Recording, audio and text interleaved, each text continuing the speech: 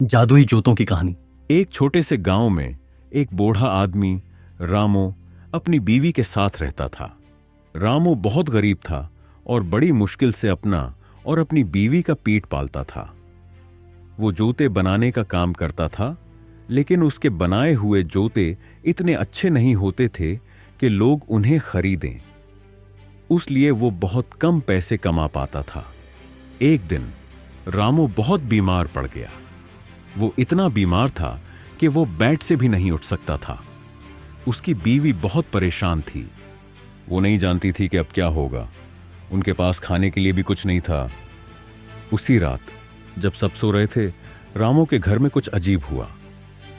छोटे छोटे प्यारे प्यारे बोने रामू के घर में दाखिल हुए। वो चुपके से रामू के वर्कशॉप में गए और जूते बनाने लगे। बोने बहुत तेज काम करते थे। उन्होंने रात भर में इतने जूते बना दिए कि वर्कशॉप भर गया। सुबह जब रामू की बीवी उठी तो उसने देखा कि वर्कशॉप में बहुत सारे जूते रखे हुए हैं। वो हैरान रह गई। उसने रामू को उठाया और उसे भी दिखाया। रामू भी जूते देखकर हैरान रह गया। इन्हें समझ नहीं आ रही थी कि ये जूते किसने बनाए। अब हर बार ऐसा ही हुआ। रामू को तजस्सुस हुआ कि आखिर कौन है जो रात में उनकी मदद करता है और जूते बनाता है। उसने अपनी बीवी से कहा कि आज रात हम जागते रहेंगे और देखेंगे कि कौन हमारे लिए जूते बनाता है। अगली रात रामू और उसकी बीवी छिपकर वर्कशॉप के बाहर बैठ गए। उन्होंने देखा कि कुछ छोटे छोटे प्यारे प्यारे बोने वर्कशॉप में दाखिल हो रहे हैं। वो हैरान रह गए। बोने बहुत खामोशी से काम कर रहे थे। रामू और उसकी बीवी ने देखा कि बोने कितनी मेहनत से जूते बना रहे हैं। वो उनकी मेहनत देखकर बहुत मुतासिर हुए। रामू तजस्सुस से खुद को रोक न सका और वर्कशॉप में दाखिल हो गया। बोने रामू को देखकर पहले तो थोड़ा घबरा गए, लेकिन फिर वो मुस्कुराकर रामू के पास आए। एक बोने ने कहा, हमें माफ करना, हम तुम्हें डराना नहीं चाहते थे। हम तुम्हारी मदद करना चाहते थे।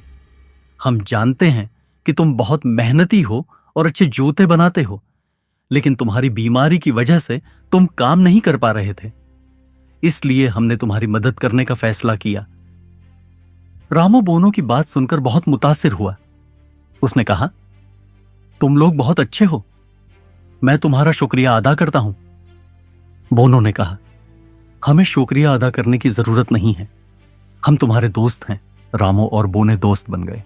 बोने हर रात आते और रामू के लिए जूते बनाते। रामू इन जूतों को बाजार में बेचता और उसे बहुत सारे पैसे मिलते। कुछ दिनों के बाद रामू की तबीयत ठीक हो गई। वो अब फिर से जूते बनाने लगा था, लेकिन अब वो ज्यादा जूते बनाता था क्योंकि बोने भी उसकी मदद करते थे।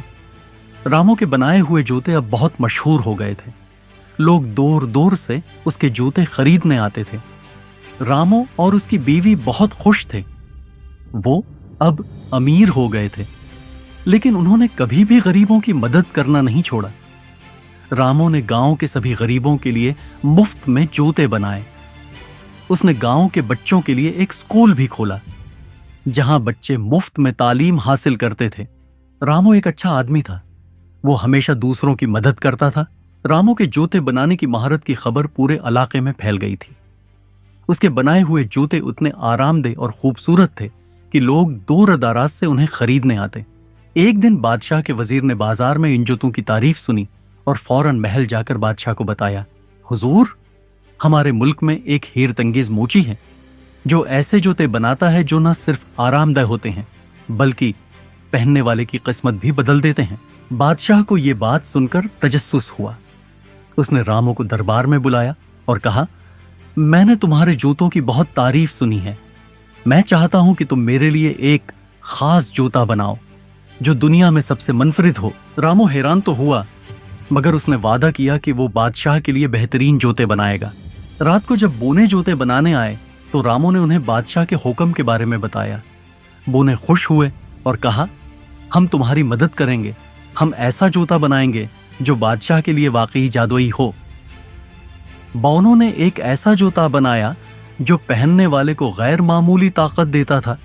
जो भी उसे पहनता वो थिकन महसूस नहीं करता, हमेशा सेहतमंद रहता और उसके कदम जहां भी पड़ते वहां खुशहाली आ जाती। अगली सुबह रामू वो जूते बादशाह के पास ले गया। बादशाह ने जूते पहने और फौरन ही उन्हें पसंद कर लिया। जैसे ही उसने जूते पहने उसका दिल खुशी से भर गया और उसने खुद को पहले से ज्यादा तवाना महसूस किया। बादशाह ताटेनूर ने रामू को कीमती इनामात दिए और उसे शाही दरबार में अपना खुसूसी मूची बना लिया। लेकिन रामू ने यह पेशकश कबूल करने के बजाय कहा, बादशाह सलामत, मैं अपनी जिंदगी इसी तरह गुजारना चाहता हूं जहां मैं गरीबों की मदद कर सकूं। अगर आप वाकई मुझ पर मेहरबानी करना चाहते हैं तो मेरे गांव के लोगों की जिंदगी बेहतर बनाएं। बादशाह रामू की नेक दिली से मुतासिर हुआ और उसके गांव के लिए कई सहूलतें फराहम की। गांव में एक बड़ा स्कूल बनाया गया, गरीबों के लिए एक शफाखाना खोला गया और वहां के लोगों की जिंदगी बेहतर हो गई। रामू और उसकी बीवी खुशहाल जिंदगी गुजारने लगे और जोते बनाने वाले बोने हमेशा उनकी मदद करते रहे। ये कहानी हमें सिखाती है कि अगर हम ईमानदारी और नेक नीति से काम करें तो किस्मत खुद हमारी मदद के लिए आती है।